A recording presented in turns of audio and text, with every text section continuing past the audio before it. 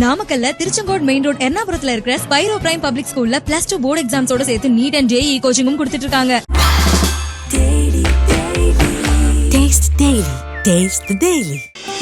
ஆச்சி பாதாம் ட்ரிங்க். ஆச்சி பாதாம் ட்ரிங்க் ஒன்னு வாங்குனா ஒன்னு ஃப்ரீ. இந்த கூட்டத்தில் பேசின யாராவது ஒருவர் தமிழக முதலமைச்சர் வந்து எனக்கு 8 சீட்டு குறையும்ட்டார், இன்னொரு அடிப்படையில் 12 சீட் குறையும்ட்டார், 848 நம்பர் எப்படி இந்த 3 நம்பர் எந்த இடத்துல கொண்டு வந்தாலும் சொல்ல முடியும். அப்ப செய்ய மாட்டேன் அப்படி ஒரு இழப்பு நடக்காதுன்னு உத்தரவாதப்படுத்துற பிஜேபி உங்களுக்கு பாசிசம் துரோகி. இப்படி செய்யணும்னு சொல்லக்கூடிய காங்கிரஸ் கட்சியை பக்கத்தில் உட்கார பேசிட்டு இருக்கீங்க. என்ன லாஜிக்? ஸ்டாலின் இதை பண்றாருன்னா அவருக்கு ஏதோ ஒரு அரசியல் காரணம் இருக்குன்னு சொல்லலாம். மற்ற மாநில முதல்வர்களும் இதை பங்கேற்கிறாங்களா? அவங்களுக்கு என்ன அச்சம் இல்லாம வேற எதுவும் கட்சி சார்பற்ற முதலமைச்சர்களா? ரெப்ரசன்டேட்டிவ் ஆஃப் பீப்புள் அவங்கலாம் ரெப்ரசன்டேட்டிவ் ஆஃப் பீப்புள் இருக்கட்டுங்க. வேற எந்த சீஃப் மினிஸ்டர் வந்து சொன்னாங்க மக்கள் தொகை அடிப்படை தண்டனை கட்டுப்பாடு நல்லா மாத்தி மாத்தி ஒரே மேட்டர் சொல்லிட்டு இருக்கீங்க. எந்தெந்த மாநிலங்கள் பாதிக்கப்படும் அப்படின்னு நினைக்கிறாங்களோ அந்த மாநிலத்தை சேர்ந்த பிரதிநிதிகள் வந்திருக்காங்க. அப்ப யூபி மாநிலம் பாதிக்கப்படாது. உங்களுடைய கணக்கில் இன்னும் சொல்ல போனா யூபி மாநிலம் அதிகமா லாபம் சம்பாதிக்கும். இப்போ அமித்ஷாவோ மோடியோ இதுக்கு ஒரு முற்றுப்புள்ளி வைக்கலாம்ல. இப்படிலாம் ஒரு விஷயம் நடக்கவே போறது கிடையாது அப்படின்னு சொல்லி அதையே அவங்க பேச மாட்டேங்கிறாங்க. 2 பேர் சொல்லிட்டாங்கன்னு சொன்னேன். நீங்க 2023 சொல்லிட்டாரு பிரதமர், 2025 கோயம்புத்தூர்ல வந்து சொல்லிட்டாரு அமித்ஷான்ற. நீங்க கால வாங்க மாட்டீங்க. பாண்டே சொல்றாருல அதே மாதிரி பாஜகவை சேர்ந்த பிரதிநிதிகள் பொழுது போல பாண்டே வந்து கேட்டா தம்பி கொடுக்கலன்னா கோச் கொடுவாரு பயத்துல வந்து உட்கார்ந்து இருக்கிறாரு.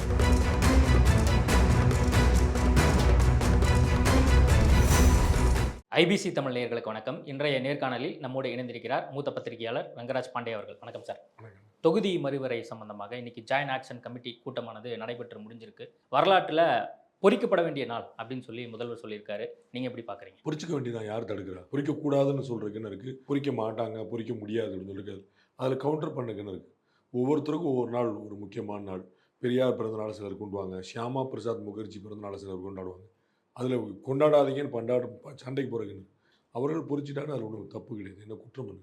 இல்லை, மற்ற மாநில முதல்வர்கள் பங்கேற்றிருக்கிறாங்க, முக்கிய பிரதிநிதிகள் வந்திருக்காங்க. அந்த தொகுதி மறைவரை சம்பந்தமாக தமிழ்நாட்டு சார்ந்திருக்கக்கூடிய குரலாக மட்டும் இல்லை, தென் மாநிலங்கள் சார்ந்திருக்க குரலாகவும் இருக்குது. அது மட்டும் இல்லாமல் ஒடிசா, வெஸ்ட் பெங்கால் அவங்களுமே இதை வந்து ஆதரிக்கிறாங்க. அப்படி ஒரு இடம் நகரும் போது அப்போ முதல்வர் சொல்கிறது சரியாக தான் இருக்குது. நான் ஒன்றும் தப்பு சொல்லி பொறிக்கக்கூடாதுன்னு சொன்னேன்னா, அப்படிப்பட்ட நாள் இல்லைன்னு சொன்னேன்னா, தேவையில்லாத வேலைன்னு சொன்னால் ஏதாவது சொன்னேன் நான். அவர்கள் அதை முடிவெடுக்கலாம், நம்ம எப்படி தடுக்க முடியும்? நாங்கள் அதில் என்ன இருக்குன்ற அதில் சண்டை போட்டு பாஞ்சு இல்லை வரலாற்று முக்கியத்துவம் வாய்ந்த நாள் இல்லை சண்டை போட்டு என்ன இருக்குன்னு.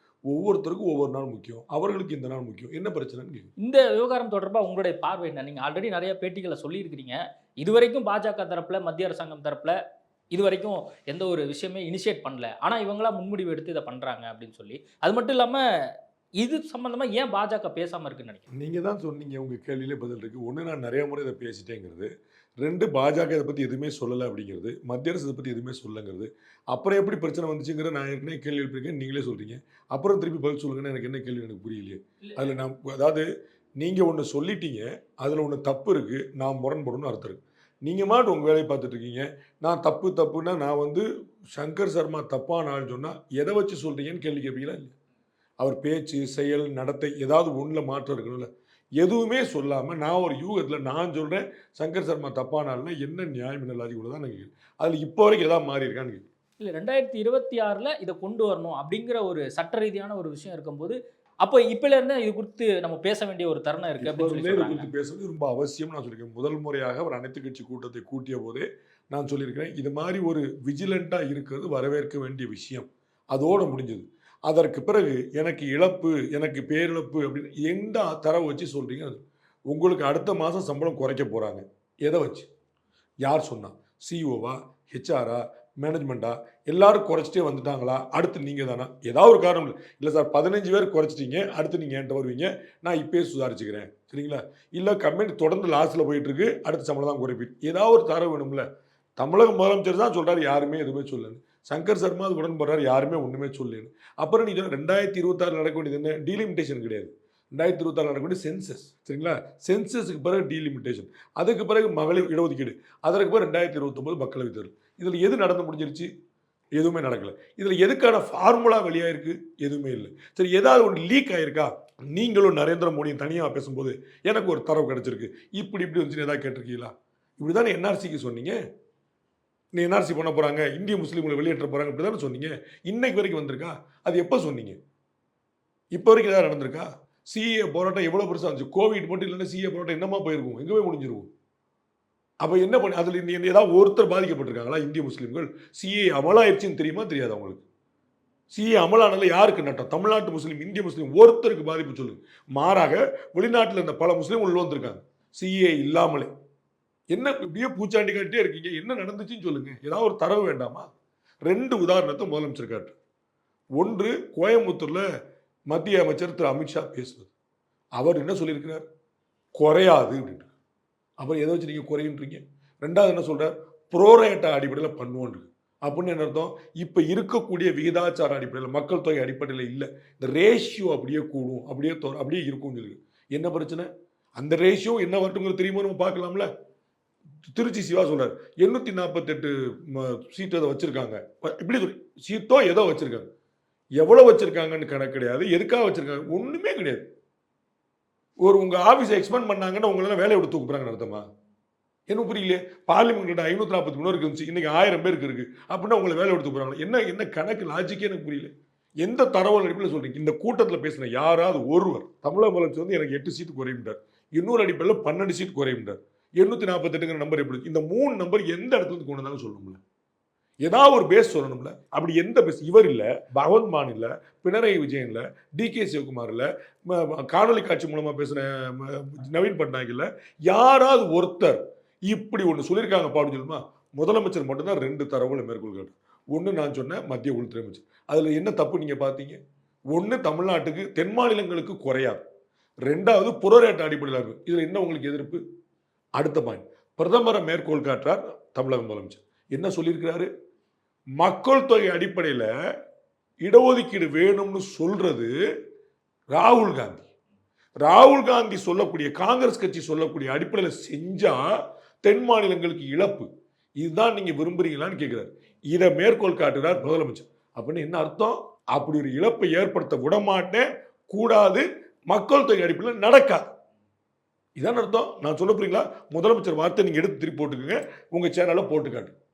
2023 தெலுங்கானாவில் பிரச்சாரம் செய்யும் போது பிரதமர் சொன்ன வார்த்தை, காங்கிரஸ் கட்சியுடைய தலைவர் ராகுல் காந்தி சொல்வது போல மக்கள் தொகை அடிப்படையில் நடத்தினால் தென் மாநிலங்களுக்கு இழப்பு ஏற்படும். இதைத்தான் விரும்புகிறீர்களா அப்படிங்கிறது. அப்படின்னு என்ன அர்த்தம்? அப்ப செய்ய மாட்டேன், அப்படி ஒரு இழப்பு நடக்காதுன்னு உத்தரவாதப்படுத்துற பிஜேபி உங்களுக்கு பாசிசம், துரோகி. இப்படி செய்யணும்னு சொல்லக்கூடிய காங்கிரஸ் கட்சியை பக்கத்தில் உட்கார பேசிட்டு இருக்கு. என்ன லாஜிக்? கட்சிகள் வந்து இந்த ஒரு நிலைப்பாட்டை வைக்கிறாங்க அப்படின்னா அது புரிந்து கொள்ளக்கூடியது. ஆனா மாநிலத்தை சேர்ந்த முதல்வர்களும் இதுல பங்கேற்கிறாங்களே. இப்ப ஸ்டாலின் இதை பண்றாருன்னா அவருக்கு ஏதோ ஒரு அரசியல் காரணம் இருக்குன்னு சொல்லலாம். மற்ற மாநில முதல்வர்களும் இதை பங்கேற்கிறாங்களா? அப்போ அவங்களுக்கு என்ன அச்சம் இல்லாம வேற எதுவும் கட்சி சார்பற்ற முதலமைச்சர்களா? ரெப்ரசன்டேட்டிவ் ஆஃப் பீப்புள் அவங்கலாம். ரெப்ரசன்டேட்டிவ் ஆஃப் பீப்புள் இருக்கட்டுங்க. மொத்தம் வந்து தமிழ்நாட்டு பிரதிநிதிகளை தவிர 14 பேர் கலந்துருக்கிறாங்க. தமிழ்நாட்டு பிரதிநிதிகளை தவிர 14 பேர் கலந்துருக்காங்க. 14 பேர்ல 8 பேர் கேரளாக்கார். இது எந்த பிரதிநிதித்துவம் நீங்க சொல்லுங்க? 8 14 பாதியா கூடையா? சும்மா சொல்லுங்க, கணக்கு போட்டு விரல் விட்டு சொல்லுங்க. 14 பாதியா கூடையா? 8 7 தான் பாதி. சரிங்களா? 8ங்கிறது அதோட கூட பாதிக்கு மேலே. சரிங்களா? அவங்க கேரளாவை சேர்ந்த மட்டும் என்ன பிரதிநிதித்துவம் நீங்க சொல்லுங்க? எனக்கு ஒன்றும் புரியல. மக்களோட பிரதிநிதிகள், மக்களோட பிரதிநிதிகள் ரைட். மக்களுக்கு என்ன பிரச்சனை? தமிழ்நாட்டில் வந்து யார் கலந்துக்கிட்டா? தமிழ்நாட்டில் இருந்து கேரளாலேருந்து காங்கிரஸ்காரங்களை கூட்டிருக்கீங்க, கேரளாலேருந்து கம்யூனிஸ்ட்காரங்களை கூட்டிருக்கீங்க, தமிழ்நாட்டில் யாரை கூட்டிங்க? ஆல்ரெடி அவங்க மீட்டிங் போட்டுட்டாங்கல்ல கடந்த மார்ச் 5ஆம் தேதி. இது அனைத்து கட்சி கூட்டமா? அதோட எஸ்கலேட்டா தானே இத இது பார்க்கணும். அனைத்து கட்சி கூட்டமா? அப்ப அனைத்து மாநில முதல்வர்கள் மட்டும் சொல்லிருக்க வேண்டியதானே? அனைத்து மாநில முதல்வர் சொல்லிருக்க ஒன்றும் பிரச்சனை இல்லைல்ல? முதல்வர்கள், துணை முதல்வர் ஒன்றும் பிரச்சனை இல்லைல்ல? இல்ல, இது நீங்க குறைவுன்னு நினைக்கிறீங்களா? அப்போ ஒட்டுமொத்தமா நீங்க 4 முதலமைச்சருக்கு நீங்க பங்கேற்றாங்க. நீங்க 4 முதலமைச்சர் கேட்கறாங்க. நான் என்ன 4 முதலமைச்சர் கொடுத்த தரவு என்னன்னு கேட்டேன். பதில் சொல்லுங்க. நீங்க புறம் பாத்தீங்களா பார்க்கலையா? நான் பார்த்துட்டேன். நான் ஏதாவது பதில் கேட்டேன் நீங்க மாட்டிக்கிடுவீங்க. உங்களை கேட்காம நான் விட்டுரு. நீங்க பதில் சொல்லுங்க. என்ன தரவு கொடுத்தாங்கன்னு சொல்லுங்க. சார் இப்படி டேட்டா 2 ரெஃபரன்ஸ் தான் கொடுத்துருக்காங்க. 2 ரெஃபரன்ஸ் கொடுத்தோம் தமிழ்நாடு சீஃப் மினிஸ்டர். 2 ரெஃபரன்ஸுக்கு நானே பதில் சொல்லுங்க. வேற எந்த சீஃப் மினிஸ்டர் வந்து சொன்னாங்க மக்கள் தொகை அடிப்படை, தண்டனை, கட்டுப்பாடு நல்லா செஞ்சு மாத்தி மாத்தி ஒரே மேட்டர் சொல்லிட்டு இருக்கீங்க? ஒரு ஃபார்முலா வந்தா தானே எனக்கு பாதிக்கும் சொல்லணும். அடுத்த மாசத்துல இருந்து 10% தான் இன்கிரிமெண்ட் சொன்னா 10% 10,000 சண்டை போடலாம். 10% சொன்னா தானே. ஒண்ணுமே சொல்லல. பாதிப்பு பாதிப்பு பாதிப்பு எதன் அடிப்படையில்? யாராவது ஒரு பெருமக்கள் பதில் சொல்லுங்க. அக்கா கனிமொழி வந்து பிரஸ் மீட் சொன்னாங்க, அவங்க சொன்னாங்களா? யாராவது சொன்னாங்களா? இல்ல, இது விவாதிக்கப்பட வேண்டியதுன்னு நீங்க சொல்றீங்கல்ல, ஆரம்பத்தில் நீங்க சொல்லியிருந்தீங்க. விஜிலண்டா இருக்க வேண்டியது, கவனமா இருக்க வேண்டியது. நீங்க இழப்பு ஏற்படுத்துறாங்க. பாஜக எப்போதும் தமிழகத்தை வஞ்சிக்கிறதுன்னு சொல்றாரு. எதுலன்னு சொல்லணும்ல? வெளியில பிரஸ் மீட்ல கனிமொழி சொல்றாங்க தமிழ்நாடு பாஜக மட்டும் இல்லைங்க, ஆல் இந்தியா பாஜகவே தமிழ்நாட்டுக்கு எதுலன்னு சொல்லணும்ல. மாநில உரிமைகளா இருக்கட்டும், நிதியா இருக்கட்டும், அப்படியே போற போக்கில் சொன்ன என்ன அர்த்தம்? எதுல சொல்லுங்க. மெட்ரோ ரயிலுக்கு கொடுக்கலன்னு சொல்லிட்டு இருந்தீங்க. மெட்ரோ ரயில் சென்ட்ரல் கவர்மெண்ட் திட்டமா? உங்க திட்டம் சொன்னீங்க. We will take care our own face 2 சொன்னீங்க. உங்களால முடியல. அப்புறம் மத்திய அரசு காசு கொடுக்கலன்றீங்க. என்ன சொல்லிருக்கணும் நியாயமா? நாங்க பிளான் பண்ணோம், எங்களால முடியல, வாங்க நேரம் டைய போட்டு செய்வோம். அதான நேர்மை. நான் பண்றேன்னு சொல்லிட்டு சரி பண்ணிக்கங்க விட்டாங்க. பண்ண முடியலன்னு சொல்லிட்டு மத்திய அரசு காசு கொடுக்கலன்னு சொன்னீங்க. இப்படிதான் கோவிட்டுக்கு வந்து வேக்சின் சொன்னீங்க, நாங்களே பண்ணி கொடுன்னு சொன்னீங்க. சரி பண்ணிக்கோங்கன்னு பேச விட்டாங்க. வாங்க முடியல, அப்புறம் மத்திய அரசு வாங்கி தரணும்னு சொன்னீங்க. உங்களுக்கு நீங்க கேட்டா சரின்றாங்க. என்ன பிரச்சனை? இல்ல இந்த விவகாரம் தொடர்பா அண்ணாமலை என்ன சொல்றாரு, இந்த மாதிரி ஒரு மீட்டிங் போறதெல்லாம் நானுமே வரவேற்கிறேன், மத்திய அரசாங்கத்துக்கு அட்வைஸ் பண்றோம்னு சொல்லி கூப்பிட்டுனா நாங்களே வந்திருப்போம் அப்படின்னு சொல்லி அட்வைஸ் வந்து பண்ணியிருக்காங்க. ஒரு அட்வைஸ் பண்ணியிருக்காங்க, 25 வருஷத்துக்கு ஒத்தி வச்சுக்கணும். இது அட்வைஸா? நீங்க வந்து ஒரு கோர்ட்டுக்கு போறீங்க, ஒரு கேஸுக்கு, உங்களுக்கு சொத்தா அவருக்கு சொத்தான்னு சண்டை. உன்னை கோர்ட் 25 வருஷம் ஒத்தி வச்சிருப்பா, தீர்ப்பா? இது சஜஷனா? இது அட்வைஸா? என்னங்க நீங்க? இல்ல மற்ற மாநில முதல்வர்களும் இதை வந்து வரவேற்கிறாங்க. ஏங்க எல்லா மாநில முதலமைச்சரும் வரவேற்கிறாங்க. நான் ஒரு நிமிஷம். பெரும் எண்ணிக்கை என்பது அதிகாரம் அப்படின்னு முதலமைச்சர் சொல்றாரு. எண்ணிக்கை என்பது அதிகாரம், அதனால எண்ணிக்கை முக்கியம். இந்தியாவில் அதிகாரம் அதிகமாக கொண்டது பிஜேபி தான். சரிங்களா? அவங்க தான் ஆட்சியில் இருக்காங்க, அவங்க தான் நம்பர் ஒன், அவங்க அலையன்ஸ்.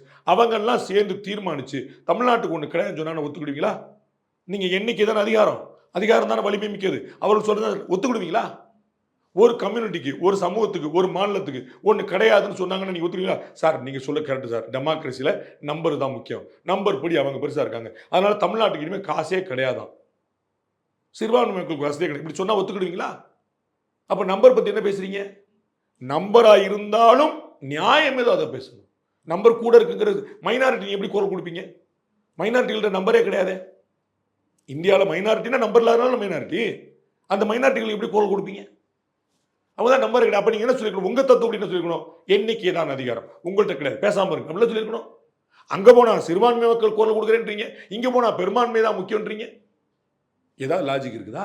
அதான் இப்போ மற்ற மாநில முதல்வர்களும் முதல்வருக்கு என்ன மனப்பாங்கு இருக்கோ, இங்க இருக்கக்கூடிய கட்சிகளுக்கு என்ன மனப்பாங்கு இருக்கோ அதே தானே அவங்களும் வெளிப்படுத்துறாங்க. ஒரு அச்சமா இருக்கு, இவங்க தொடர்ந்து வந்து புறக்கணிக்கிறாங்க மத்திய அரசாங்கம் அப்படின்னு அதே ஒரு நிலைப்பாட்டை தானே வைக்கிறாங்க. இன்னைக்கு பதில் சொல்லிட்டேன், நீங்க அதே கேள்வி கேட்குறீங்க. வேற ஏதாவது இருந்தா கேளுங்க, இல்லைன்னா திரும்ப ஒரு பதில் சொல்லுங்க, எனக்கு ஒன்றும் பிரச்சனை இல்லை. என்ன அச்சம்னு சொல்லுங்க. மோஸ்ட்லி கான்ட்ரிபியூஷன் 36% வந்து தென் மாநிலங்கள் தான் வந்து கான்ட்ரிபியூட் பண்ணுது அப்படின்னு சொல்லி ரேவந்த் ரெட்டி சொல்றாரு. முறை சொல்லிட்டு நீங்க கொஞ்சமாவது விளங்கிக்கணும். தமிழ்நாட்டோட வளர்ச்சிக்கு எந்தெந்த மாவட்டங்கள் கான்ட்ரிபியூட் பண்ணு நீங்க சொல்லணும். சென்னை பண்ணும், மதுரை பண்ணும். மதுரை எல்லாம் பண்ணாது, செங்கல்பட்டு பண்ணும், காஞ்சிபுரம் பண்ணும், திருவள்ளூர் பண்ணும். நீங்க அப்ப அரியலூர் பெரம்பலூருக்கு என்ன செய்வீங்க? இந்த 4 மாவட்டங்கள் சேர்ந்து நாங்க தான் உங்களுக்கு கான்ட்ரிபியூட் பண்றோம் தமிழ்நாட்டுக்கு, மிச்சர் கூடிய 34 மாவட்டத்துக்கு ஏன் காசு கொடுங்க கேட்டா என்ன சொல்வீங்க? ஏதாவது லாஜிக் இருக்கா உங்களுடைய பேச்சுல? இதை எத்தனை முறை சொல்றது? பார்லிமெண்ட்ல நிர்மலா சீதாராமன் நிதியமைச்சரே சொல்லிட்டாங்க. இதே உதாரணங்களை சொல்லியே சொல்லிட்டாங்க. பெரம்பலூருக்கு என்ன செய்வீங்க, கோயம்புத்தூருக்கு என்ன செய்வீங்கன்னு சொல்லிட்டாங்க. கோயம்புத்தூரோட கான்ட்ரிபியூஷன், பெரம்பலூரோட கான்ட்ரிபியூஷன். அப்ப நீங்க பெரம்பலூர் தமிழ்நாட்டை தனியாக கழட்டி விட்டுறீங்களா? எத்தனை முறை ஒரே பேச்சு பேச போறீங்க? நான் இது 4 வருஷமா சொல்லிட்டு இருக்கேன். நீங்க மறுக்க அதுக்கு மாதிரி சொல்லுங்க ஒண்ணுக்கு. சரி, தமிழ்நாட்டுல இருந்து கார் போகுது, தமிழ்நாட்டுக்காரர் மட்டும் தான் கார் வாங்குறானா? ஹூண்டாய் கார் இங்கேருந்து போகுது, ஃபோர்டு கார் இங்கேருந்து போகுது, மற்ற கார்லாம் இங்கேருந்து போகுது, தமிழ்நாட்டுக்காரர் தான் கார் வாங்கினா. அப்போ யூபியில் கார் வாங்குறான், தமிழ்நாட்டில் உற்பத்தியான கார், டேக்ஸ் அவங்க கட்டானா நீங்கள் கட்டுறீங்களா? நான் தான் கான்ட்ரிபியூட் பண்ண. அதுக்கும் உதாரணம் சொல்லிட்டாங்க நிதியமைச்சர். டேக்ஸ் வந்து நீங்க வசூல் பண்றீங்க, அதனால கொடுக்குறீங்க. டேக்ஸ் கட்டுறது யாரு? தமிழ்நாட்டுக்காரர் மட்டுமா? இந்த கார்கள் உற்பத்தி விற்பனை தமிழ்நாடு மட்டுமா? வெளிநாட்டுக்கு ஏற்றுமதி பண்றோமே, அப்ப வெளிநாட்டுக்காரன் காட்டினா அவனுக்கு பங்கு கொடுத்துருவீங்களா? இங்கேருந்து கார் பூரா ஜப்பானுக்கு ஏற்றுமதி சார், ஜப்பானுடைய வரியில பங்கு கேட்போம். அப்படியா? யூபிக்காரன் கார் வாங்கலையா? டெல்லிக்காரன், பீகார்காரன், பஞ்சாப்காரன் கார் வாங்கலையா? உங்கள்கிட்ட தான் நியாயம் இருக்குதே, ஏன் நீங்க அகிலேஷ் யாதவ் கூப்பிடல? உங்கள்கிட்ட தான் நியாயம் இருக்குது, ஏன் மம்தா பானர்ஜி வரல?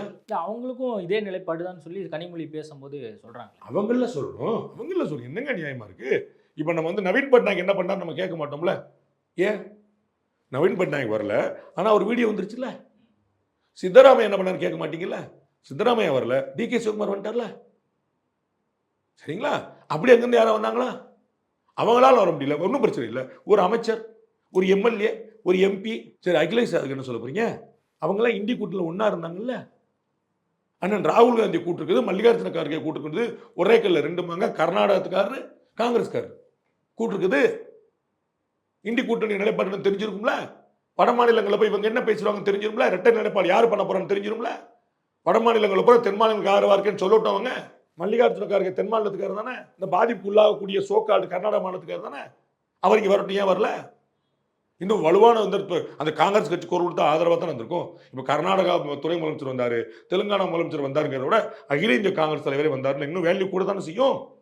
கூடியிருக்குமா கூடியிருக்காது? ஏன் கூப்பிடல? இல்ல அதான் பகவந்த் சிங் மான் வந்திருக்காரு, பஞ்சாப் முதல்வர் வந்திருக்காரு. பஞ்சாப் மாநிலத்தில் குறையும்னு ஒரு அச்சத்தை உங்களை மாதிரியே அவங்களும் சொல்லிட்டு இருக்காங்க. நான் அவங்கள சொல்லுவேன், கேரளா ஏன் வந்தாருன்னு கேட்கல, புரியுங்களா? இவர் ஏன் வரலன்னு கேட்குறேன். வந்தவர் தான் காரணம் தெரிஞ்சு வச்சு எனக்கு ஏன் வந்தாருன்னு.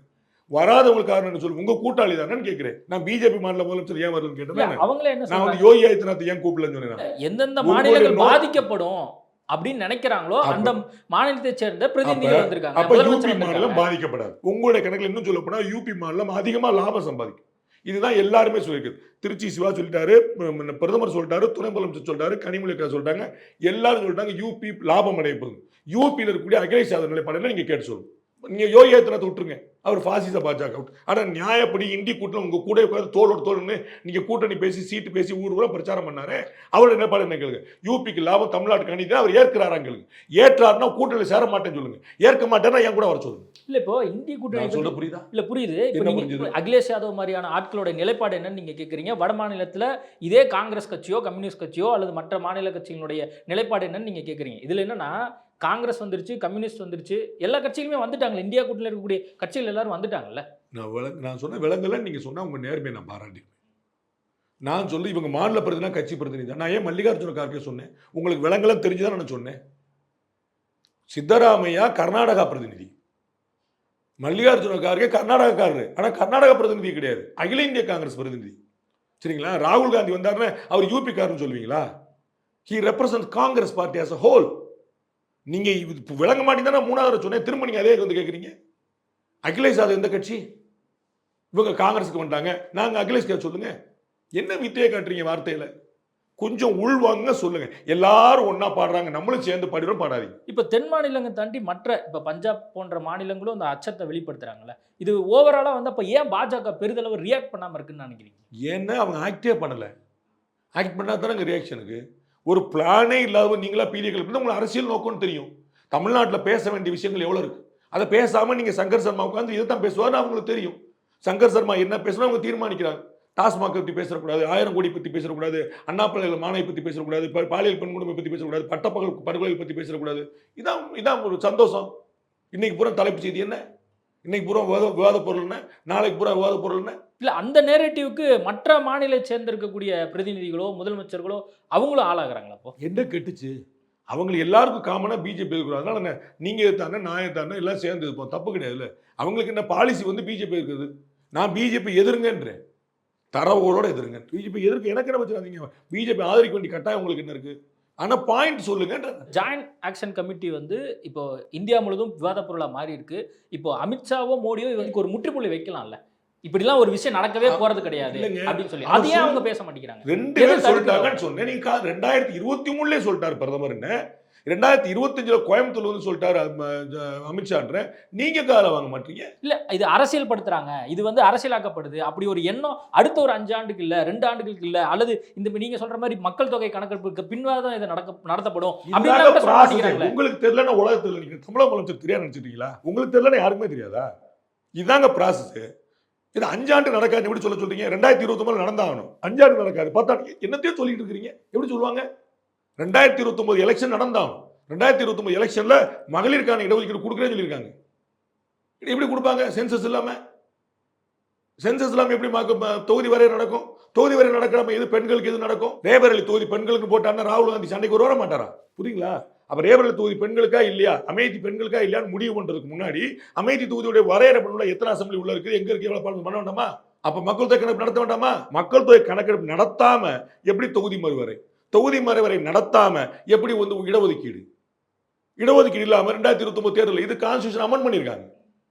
அப்ப அதை நோக்கி நகரம் சொல்லீங்களா? போகாத பின்னாடி எடுத்துட்டு இருக்கீங்க. இப்போ இது அச்சப்போக்கு இருக்குன்னு சொல்றாங்க. இது பாஜக வெளிப்படையா சொல்றது என்ன? இப்போ பாண்டே சொல்றாருல, அதே மாதிரி பாஜக சேர்ந்த பிரதிநிதிகள் வெளிப்படையா சொல்றது போல.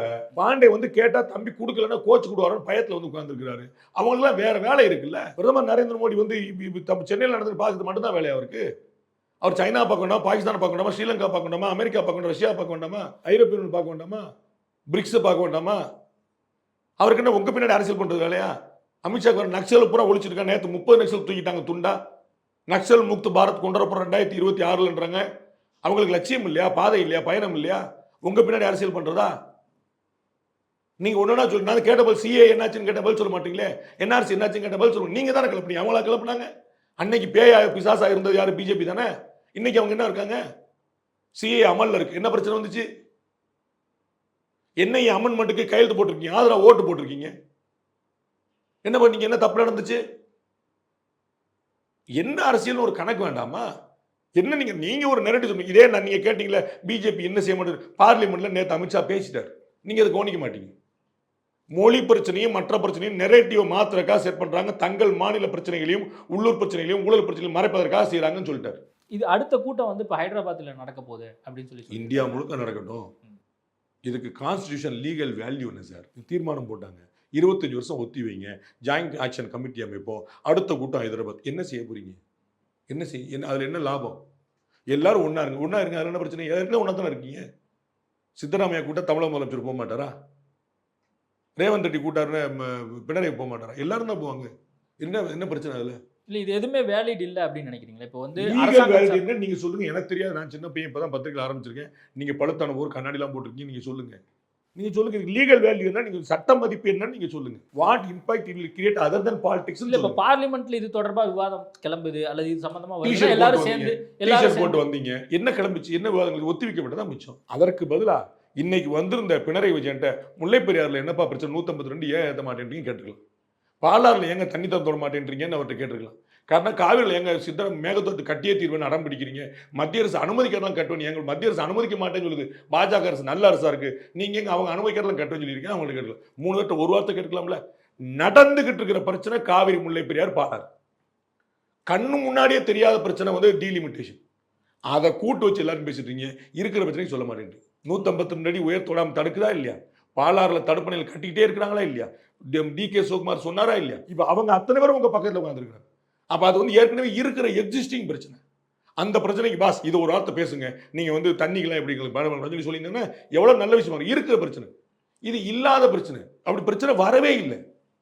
பிரச்சனை வருது, நீ வருமுன் காப்போன் விழிப்புணர்வோட இருங்க. I am happy about it. அதை நான் வரவேற்கிறேன். அரசியல் கட்சி அப்படிதான் இருக்கணும். ஆனா எனக்கு இழப்பு பாதிப்பு, பாஜக பாசிசம், பாஜக தொடர்ந்து வஞ்சிக்குது இவ்வளவு சொல்லிட்டீங்களா, எங்க இருந்து கேட்குறேன். இன்னைக்கு பாஜக சார்பா இன்னைக்கு அந்த கருப்பு கொடி போராட்டம்லாம் கூட நடத்தினாங்க. அண்ணாமலை வந்து நீங்க ஒரு வலுவான போராட்டம் நடத்திருக்கலாம், ஒரு சாதாரணமான போராட்டம். அவங்க நாகரிகங்கிறது விட்டாங்களோ என்னமோ. மற்ற மாநில முதலமைச்சர்கள் பெருமக்கள்லாம் வர்றாங்க, நம்ம வந்து அவங்களுக்கு ஒரு இன்ஃபுளுன்ஸ் கொடுக்கணும்னு பெருந்தன்மை விட்டாங்க. இன்னும் பெட்டரான ஒரு போராட்டம் நடத்திருக்கலாம். இது ஒரு அக்ரெசிவா பண்ணியிருந்தா இன்னும் பெரிய இம்பாக்ட் கிரியேட் பண்ணியிருக்கும்னு நினைக்கிறேன். பண்ணல, அது வந்து ஒரு சாதாரண விட்டாங்க, பெருந்தன்மை காரணமாக விட்டாங்களான்னு தெரியல. சரி, மற்ற பிரதிநிதிகளாக வரும்போது நம்ம ஊர் பாலிடிக்ஸ் நம்ம வச்சுக்கிடுவோம், அது வேற ஆட்கள்லாம் வரும்போது எதுக்கு போய் சங்கடம் மாட்டிட்டு அப்படின்னு விட்டு பெருந்தன்மை விட்டாங்களான்னு. அதை இன்னைக்கு அண்ணாமலை செய்தியாளர் சந்திக்கும் போது கூட மற்ற மாநிலங்களும் இதே மாதிரி தமிழ்நாட்டுக்கும் கர்நாடகாவுக்கும் என்ன பிரச்சனை இருக்கு, கேரளாவுக்கு என்ன பிரச்சனை இருக்கு அப்படின்லாம் வந்து சொல்றாரு. அதை உண்மையானமே டைவர்ஷன் பண்றதுக்காக தான் இந்த அரசாங்கம் இதெல்லாம் பண்ணுதுன்னு நீங்க நினைக்கிறீங்க? எல்லா பிரச்சனையும் டைவர்ட் பண்றதுக்கு தான் நீங்களாம் தான் இருக்கீங்க. ஊடகங்களில் போர்வாட்கள் எவ்வளவு பேர் இருக்கிறீங்க.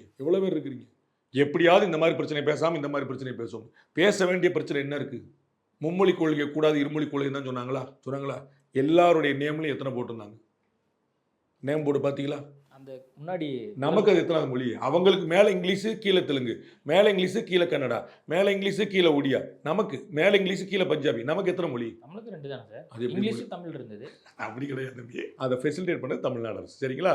அப்போ கன்னடத்தில், தமிழில், தெலுங்கில், மலையாளத்தில், பஞ்சாபில், ஒடியாவில் இத்தனை மொழியில் போர்டு போட்டிருக்கோம்.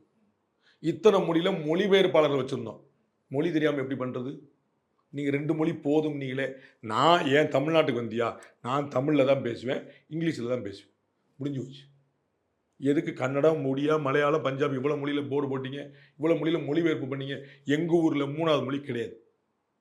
நாங்கள் இருமொழி கொள்கையை அண்ணா சொல்லியிருக்கிறார், செஞ்சுருக்கணும்ல. இல்லை அதான் அந்த டிரான்ஸ்லேஷன் வந்து அவங்கவுங்க லாங்குவேஜில் பண்ணியிருக்கலாம் அல்லது இங்கிலீஷில் பண்ணியிருந்திருப்பாங்க, அவ்வளோதானே. அவங்கவுங்க லாங்குவேஜில் பண்ணாங்க, இல்லைன்னா போய் எடுத்து கேட்டுக்குங்க. ஓகே சார், இது ஏதாவது மும்மொழி கொள்கை பிரச்சனையினால தான் அதையுமே வந்து இவங்க இதுக்கு முக்கியத்துவம் கொடுத்துருக்காங்க. நீங்கள் சொன்ன தீர்வே மும்மொழி கொள்கை தானே. நீங்கள் பண்ணியிருக்கிற தீர்வு எத்தனை மொழி கொள்கைன்ற? 3 மொழி கொள்கையில் நீ 7 மொழி கொள்கை. அது அண்ணன் சந்திரபாபு நாயுடு சொன்னது. எங்கள் ஊரில் தமிழில் பேசுவோம், இங்கிலீஷில் பேசுவோம். இது எங்கள் பாலிசி. இது கவர்மெண்ட் ஃபங்க்ஷன் தானே, கவர்மெண்ட் ஈவெண்ட் தானே. கவர்மெண்ட்டில் எங்களுடைய பாலிசி. நாங்கள் வந்து சென்ட்ரல் கவர்மெண்ட்டுடைய எஜுகேஷன் பாலிசி என்ன சொல்லியிருக்கு? ஏதேனும் ஒரு இந்திய மொழி தானே சொல்லியிருக்கு. ஏதேனும் ஒரு இந்திய மொழி தானே பேசுனீங்க, ஏதேனும் இந்திய மொழி தானே போர்டு வச்சிங்க, அதுதானே மும்மொழிக்குழு சொல்லுது. நீங்கள் அதுதானே மாட்டேன்னு சொன்னீங்க. அப்போ எங்கள் ஊரில் ஒன்று தமிழ் பேசுங்க, உங்களுக்கு தமிழ் வராது, ஒன்றும் பிரச்சனை, இங்கிலீஷ் பேசுங்க. எதுக்கு நீங்கள் இத்தனை மொழியில் மொழி மாற்றம் பண்ணீங்க? தமிழக முதலமைச்சர் பேசுகிறது 8 மொழியில் மொழி மாற்றமாகுது. அக்கா கனிமொழி பேசுகிற 8 மொழியில் மொழி மாற்றமாகுது. துணை முதலமைச்சர் திரு உதயநிதி பேசுகிறதுல 8 மொழி டிரான்ஸ்லேட். எதுக்கு அது? அவரே இங்கிலீஷ்லாம் பேசுகிறாரு. நீங்கள் தமிழில் டிரான்ஸ்லேட் பண்ணிருக்கணும். ஆக்சுவலாக நிறைய விஷயங்கள் குறித்து பேசியிருக்கோம். நேர்காணல் கொடுத்ததுக்கு மிக்க நன்றி. ரொம்ப நன்றி. நாமக்கல்ல திருச்செங்கோடு மெயின் ரோட் எர்ணாபுரத்துல இருக்கிற ஸ்பைரோ பிரைம் பப்ளிக் ஸ்கூல்ல +2 போர்டு எக்ஸாம்ஸோட சேர்த்து நீட் அண்ட் ஜேஇ கோச்சிங்கும் கொடுத்துட்டு இருக்காங்க. Taste the Daily. ஆச்சி பாதாம் ட்ரிங்க். ஆச்சி பாதாம் ட்ரிங்க் ஒன்னு வாங்கினா ஒன்னு ஃப்ரீ.